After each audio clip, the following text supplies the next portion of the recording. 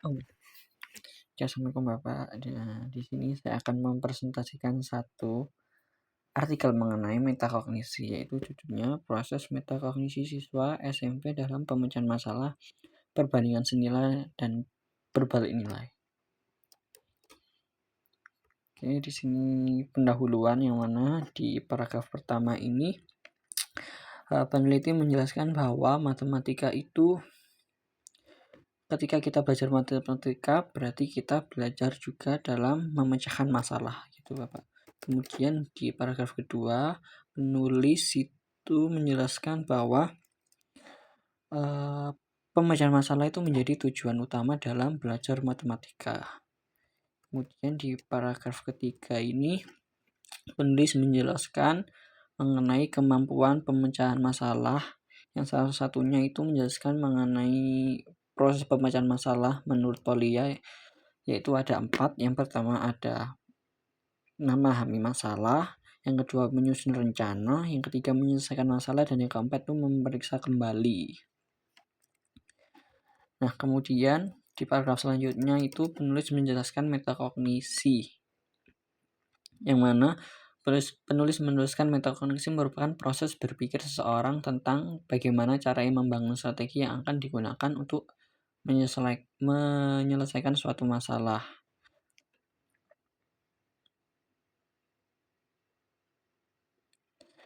Dan juga penulis ini menggunakan strategi metakognisi yang dibagi 3, yaitu awareness, evaluation, dan regulation.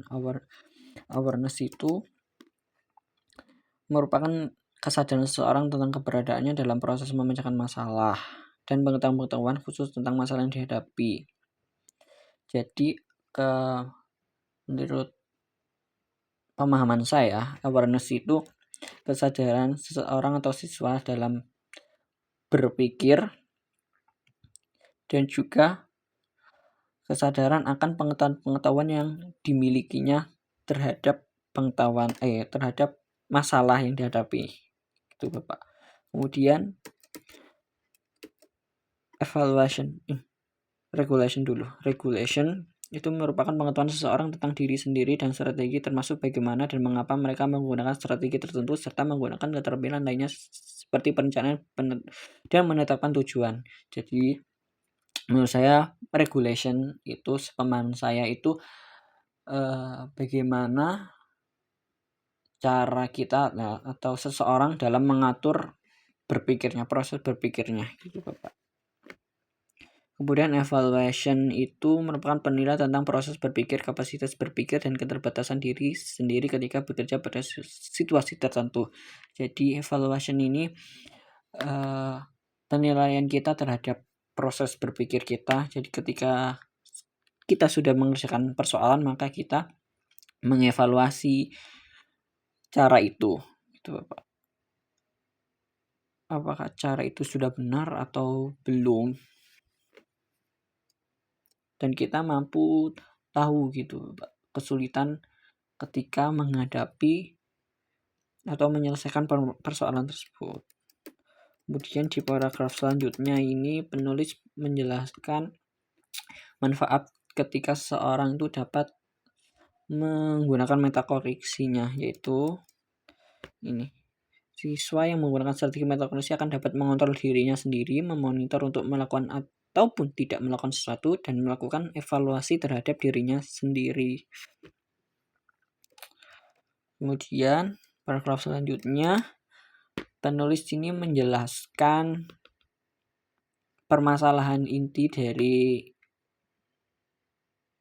artikel ini atau penelitian yang dilakukan, yaitu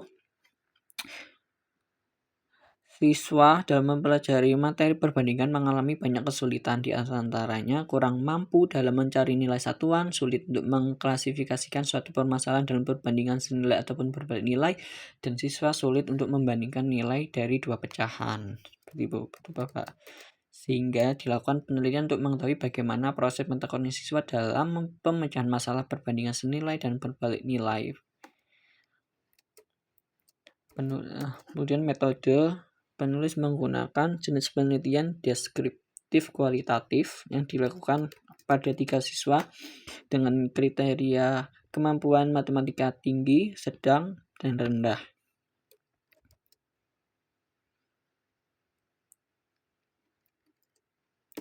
Peneliti menggunakan pada penelitian itu subjek diberikan tes yang terdiri dari 2 soal pemecahan masalah, yaitu soal perbandingan senilai dan soal berbalik nilai.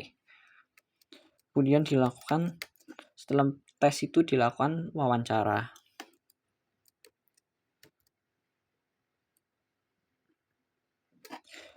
Kemudian peneliti menggunakan indikator awareness, evaluation, dan regulation pada penelitian ini. Nah, indikatornya yaitu awareness, 1 indikatornya bagaimana cara subjek memahami masalah, yang kedua cara subjek mengetahui pengetahuan awal yang bisa digunakan untuk membantu menyelesaikan masalah, yang ketiga cara subjek menentukan cara yang harus digunakan untuk menyelesaikan masalah. Kemudian yang kedua regulation, yang pertama cara subjek mengetahui bagaimana langkah yang dilakukan untuk menyelesaikan sudah sesuai dengan rencana. Yang kedua cara subjek mengidentifikasi masalah baru yang muncul agar dapat segera diselesaikan. Yang ketiga cara subjek menilai cara yang digunakan sudah tepat untuk menyelesaikan masalah. Yang keempat cara subjek mengetahui bahwa jawaban yang dikerjakan sesuai dengan masalah yang diberikan. Kemudian yang terakhir evaluasi, yaitu 1 cara subjek mengetahui bahwa dirinya mahir atau tidak dalam menyelesaikan masalah. 2 cara subjek menentukan tindakan yang harus dilakukan agar dapat menguasai pengetahuan awal dan mahir dalam menyelesaikan masalah. 3 cara subjek mengetahui terhadap cara lain untuk menyelesaikan masalah. Kemudian hasil dari pembahasan. Yang pertama yaitu siswa yang berkemampuan matematika tinggi. Nah, berdasarkan hasil penelitian, siswa ini mengalami proses awareness, yaitu siswa memahami soal.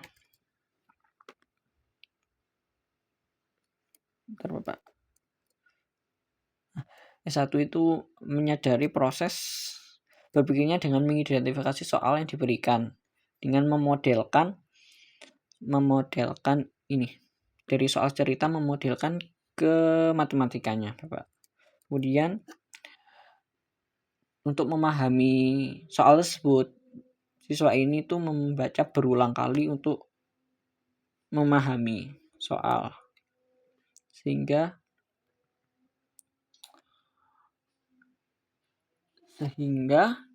siswa ini tuh tahu apa yang dilakukan. Kayak kalau soal ini berarti untuk memahami soal ini dilakukan pembacaan berulang kali agar lebih tahu maksud soal gitu, Bapak. Kemudian di lembar jawaban juga dituliskan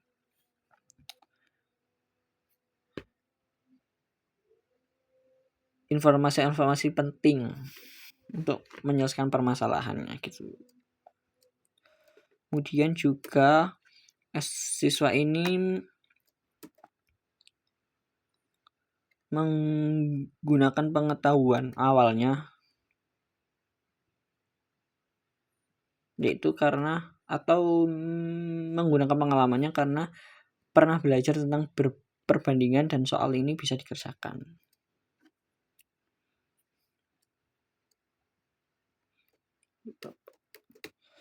Kemudian siswa ini juga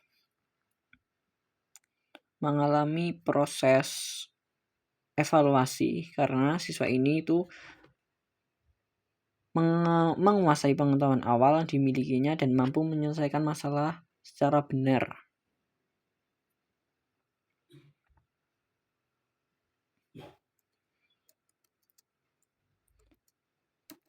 Dan juga menilai bahwa caranya sudah tepat untuk menyelesaikan masalah pada soal. Jadi S1 ini melakukan evaluasi ketika sudah menyelesaikan pekerjaannya dan menilai bahwa jawaban itu benar. Seperti itu, Bapak.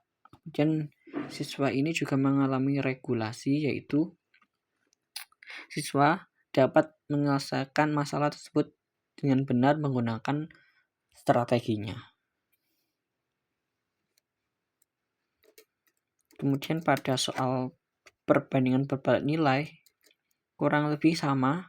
Pada tahap awareness, siswa mampu memahami permasalahan yang ada dengan menuliskan informasi-informasi penting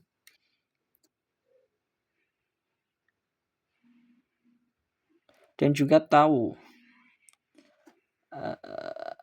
rencana yang hendak akan dilakukan.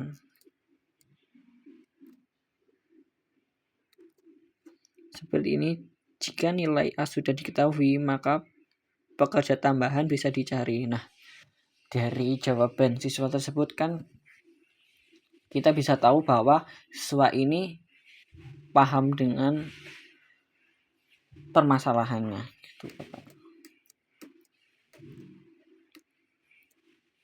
Kemudian pada tahap regulasi, siswa dapat menyelesaikan masalah tersebut dengan benar menggunakan rencana awalnya.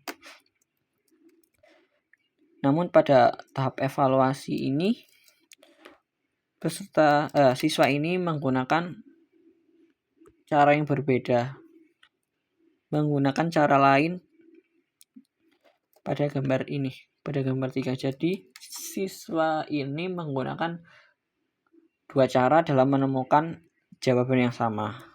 Itu Bapak.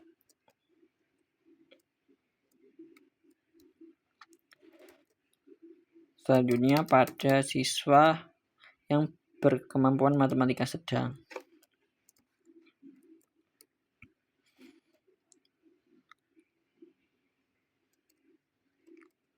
Pada soal yang berbanding senilai, siswa ini mengalami proses awareness, yaitu dengan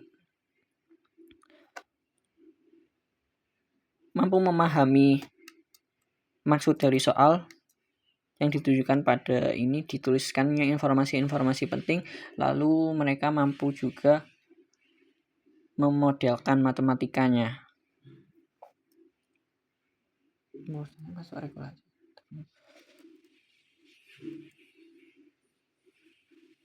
Jadi kayak menuliskan apa yang diketahui dalam soal, gitu Bapak.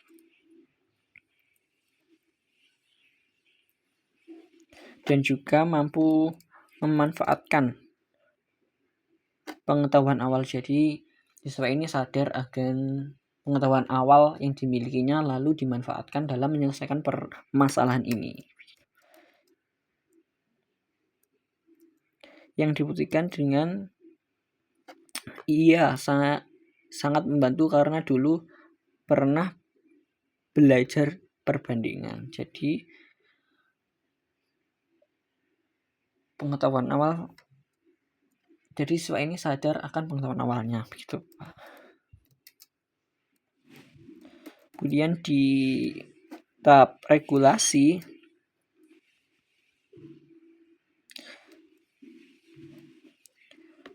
mampu berpikir kembali mengenai cara yang ia digunakan untuk penyelesaian masalah. Nah, siswa ini ketika dalam proses pengerjaan, dia ini sadar akan ada kesalahan. Oleh karena itu, dia menuliskan kembali atau mengerjakan kembali hingga jawabannya betul sesuai yang diharapkannya, gitu. Sehingga dia mengalami proses regulasi karena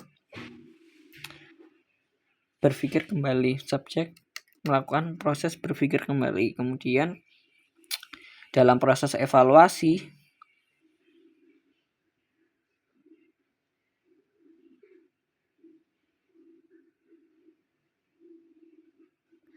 subjek mampu itu menilai bahwa jawaban itu salah, maka dia membetulkan jawaban yang benar. Kemudian pada soal yang berbalik nilai, kurang lebih pada tahap proses awareness sama, yaitu memahami maksud soal dan merencanakan langkah untuk menyelesaikan masalah.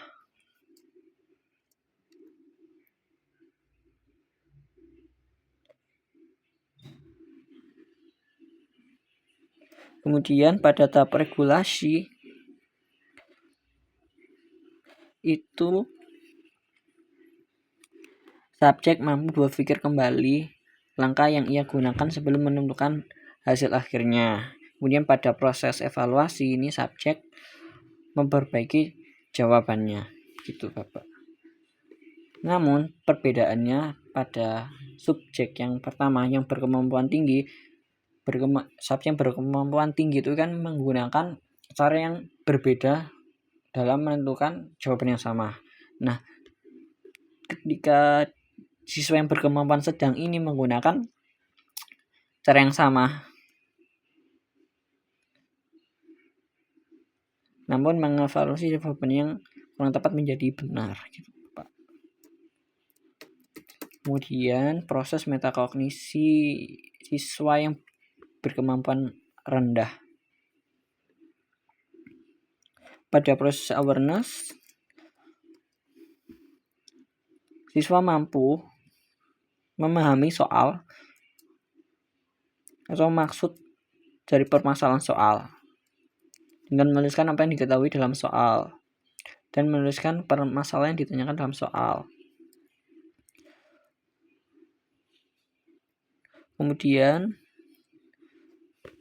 siswa ini menjelaskan apa yang diketahui dalam soal dengan perbandingan dengan alasan yang ia pernah pelajari jenis soal seperti ini. Jadi siswa ini menyadari permasalahan ini karena ia pernah mengerjakan soal yang sama, jadi menggunakan pengalamannya.